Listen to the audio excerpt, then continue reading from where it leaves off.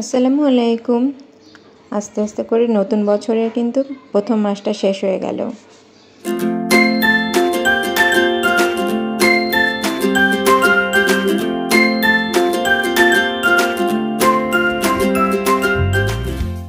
নতুন নতুন রেসিপি দেখতে আমার পেজে ফলো দিয়ে রাখবেন, লাইক কমেন্ট শেয়ার দিয়ে রাখবেন।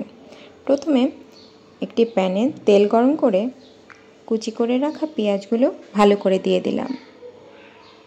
খুব সুন্দর করে পেঁয়াজটা ভাজলাম, খুব বেশি লাল করে নিচ্ছি না।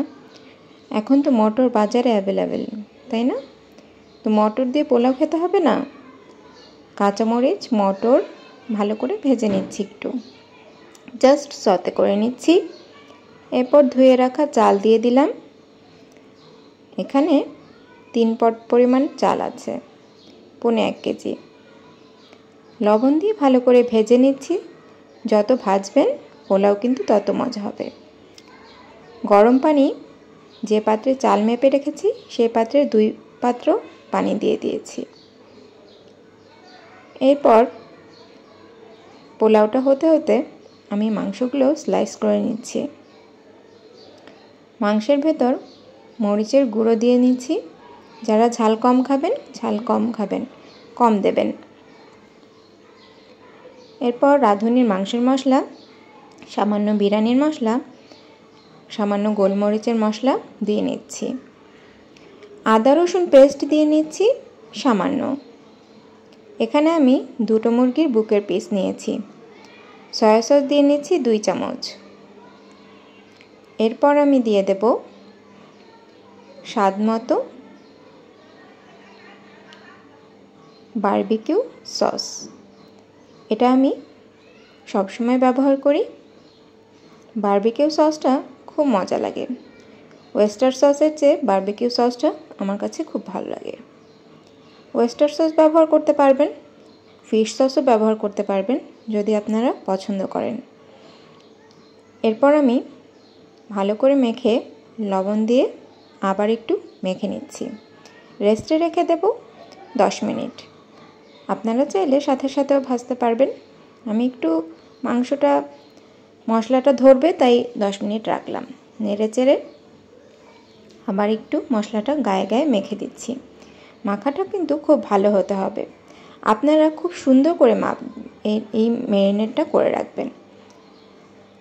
আর আগের দিন যদি করে রাখেন মেহমান আসার আগে, তাহলে কিন্তু আরও মজা হবে।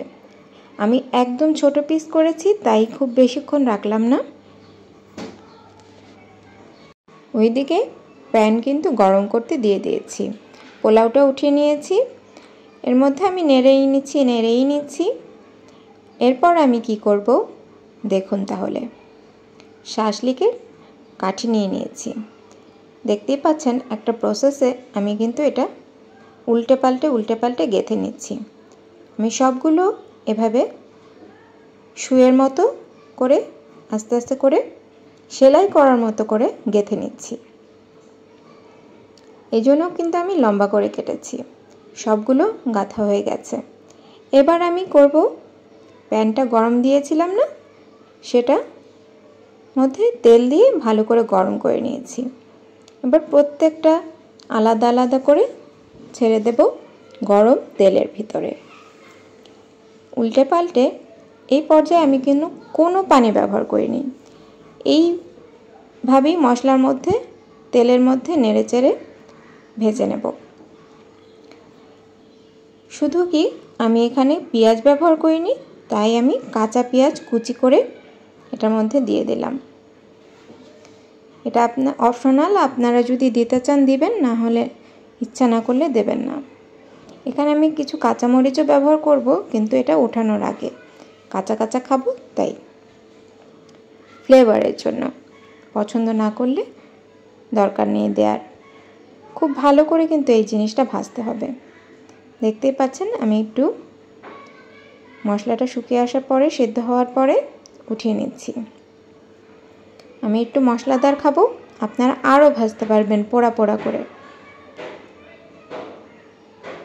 ব্যাস হয়ে গেল, পরিবেশনের জন্য রেডি করে নিলাম।